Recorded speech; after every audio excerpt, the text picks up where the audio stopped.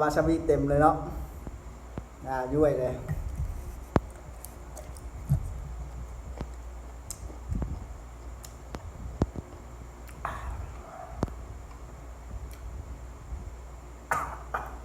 อ้าว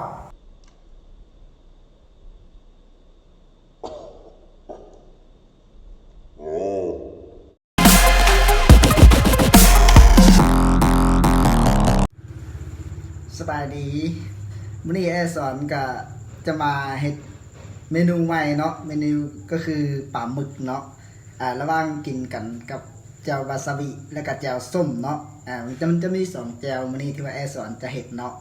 สอนจะนำปลาหมึกสายเนาะ1กิโลมาลวกแล้วก็จำแจ่วเบิ่งว่าแบบไหนมันแซ่บกว่ากันเนาะเดี๋ยวเราจะมาเบิ่งนํกันเนาะตอนนี้เราไปเกี่ยมอุปกรณ์ที่ว่าเราจะนำมาก่อนเนาะก็คืออุปกรณ์ปลาหมึกนั่นเองแล้วตอนนี้เราก็มาฮอดวันที่เราจะเอาแล้วเนาะอันนี้คือปลาหมึกเนาะที่ว่าสอนจะเอามาเนาะปลาหมึก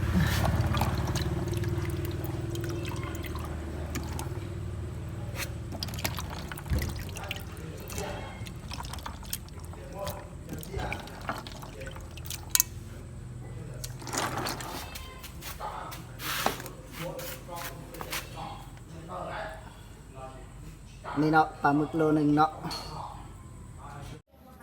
แล้วเราก็ไม่ต้องใส่เลยเนาะไอ้สอนจะเอาไปปรุงเลยเนาะตั้งหม้อแล้วก็เราก็เอาสิ่งที่เราเตรียมลงเนาะก็คือใบจีฮูดแล้วก็หัวซีไข่เนาะใส่ลงปะเอาไว้เลยเนาะปะเอาไว้จนหม้อฟดเนาะอันนี้เนาะคือปลาหมึกที่ว่าสอนนำมาเนาะ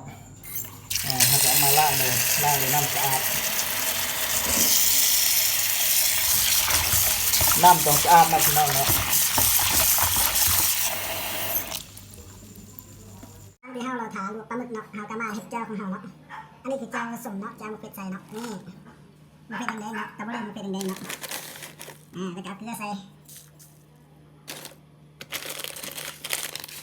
ใส่นัวใส่เนาะ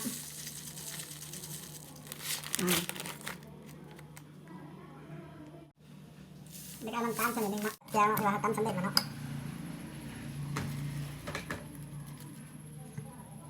จากนั้นเราก็มาเนาะเอามะนาวใส่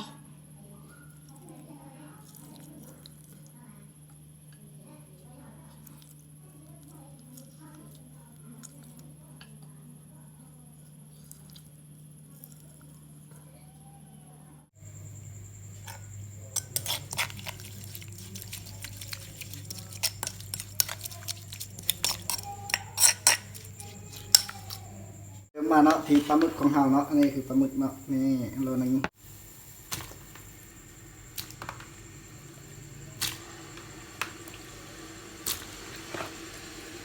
ทิ้งซะเลยเนาะ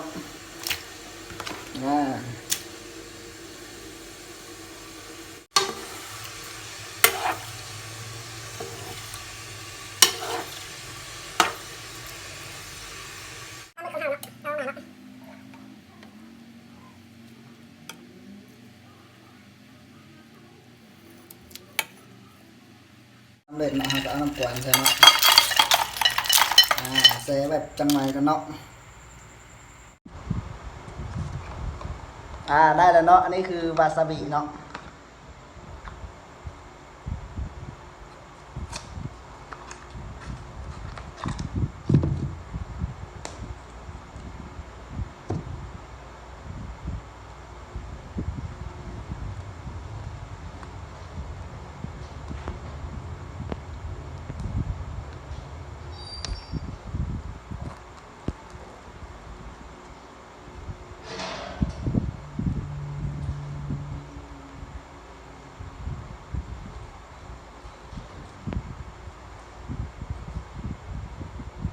เบิ่งเนาะความเข้มข้นมันเป็นยังไงเนาะ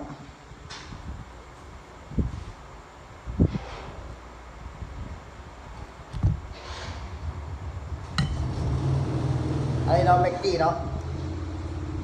ใส่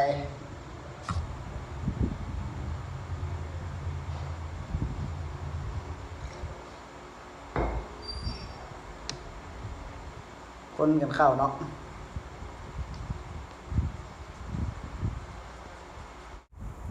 าซาบิ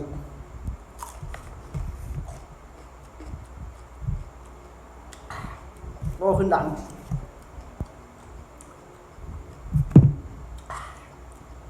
ได้มาละปลาหมึกเนาะเราจะมาทดลองแจ่วส้มเบิ่งกันเนาะ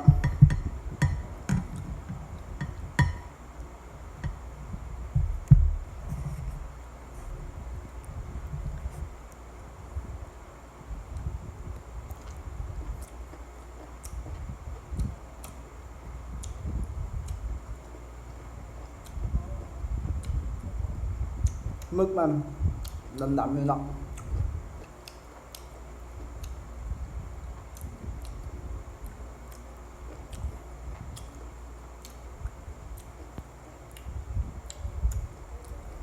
แล้วเรามาเบิ่งเนาะวาซาบิเนาะ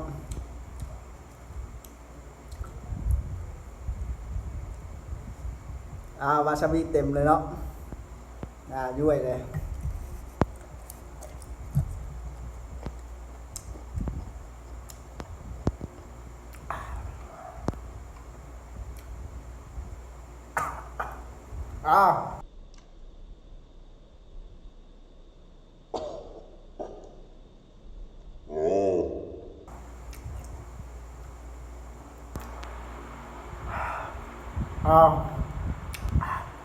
บอกเลย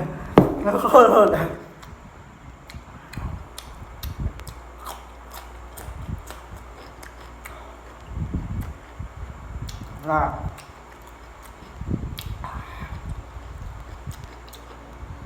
เอาเป็นน้องบ่ได้อันนี้เนาะอันนี้น้ำตาออก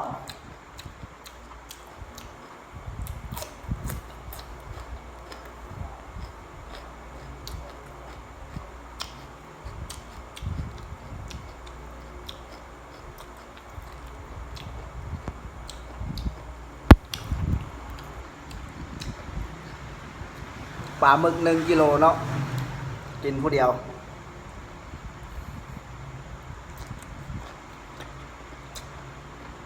ปลาหมึกบริษัทก็เนี่ยมีหมึกเหมือนเนาะดำๆ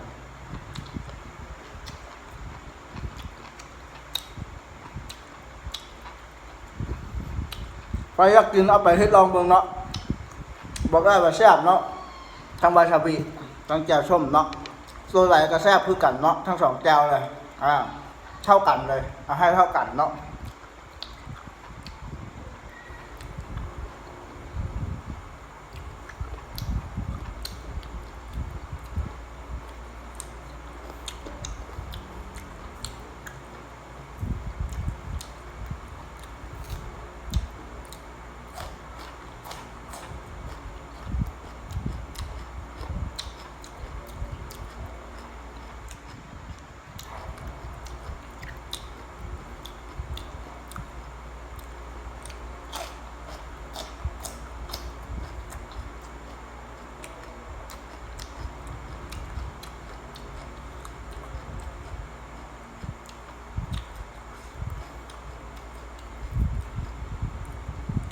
2แจ่วไปพร้อมกันเนาะ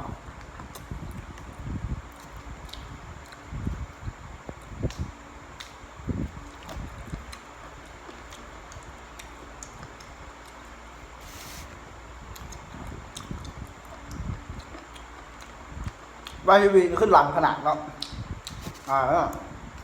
เพื่อคำบางใหญ่เนาะ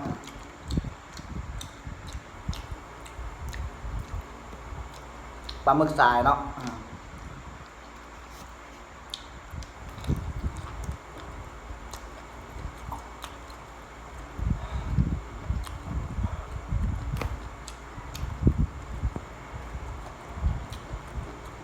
ว้าสุดยอด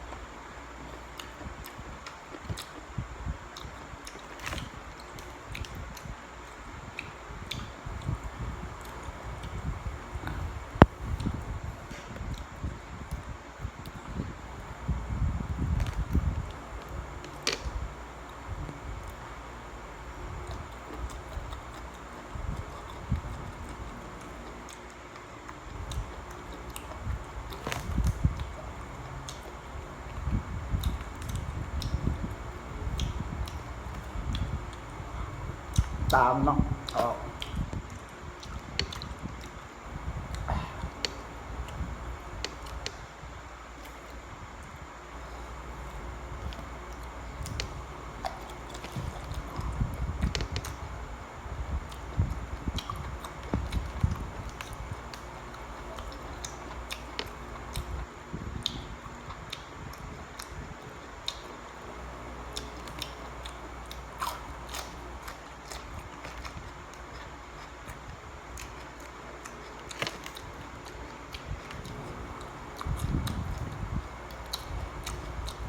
หลายตัวเนาะโดนยังได้หลายตัว18ตัวจะไม่เอา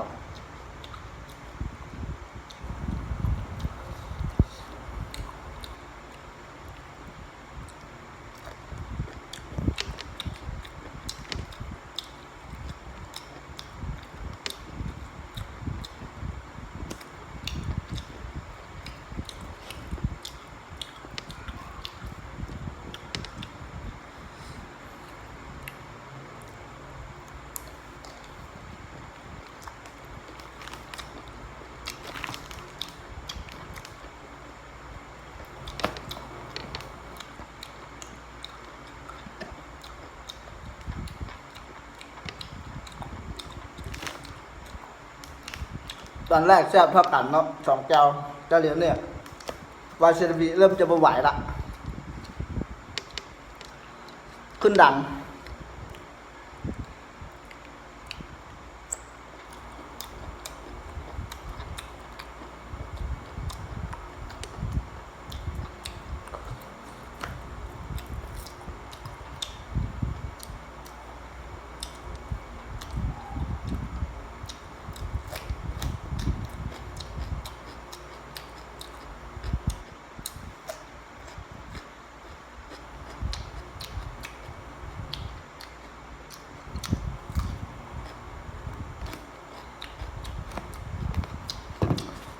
ตลาดเนาะ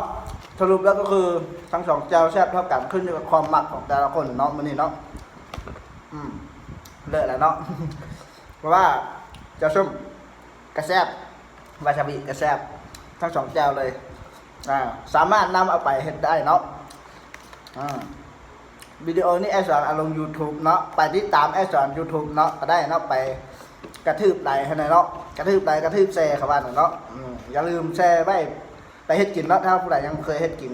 อันนี้คือปลาหมึกฉายเนาะเมื่อไหร่ใครย่อยทั้งแสบทั้งเผ็ดกับว่านะสองเฮาเซตน้ำตาให้กัน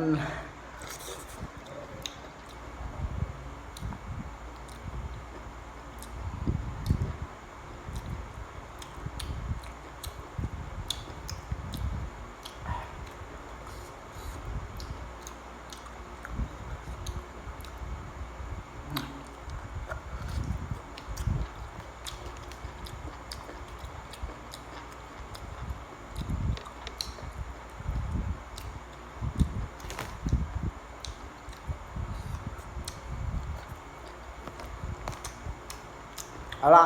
ไอ้สอนจะไปให้มีคนเนาะแล้วผู้ใดที่ว่ามักวิดีโอเนาะก็อย่าลืมไลค์แชร์ให้หน่อยเด้อสำหรับวันนี้สบายดี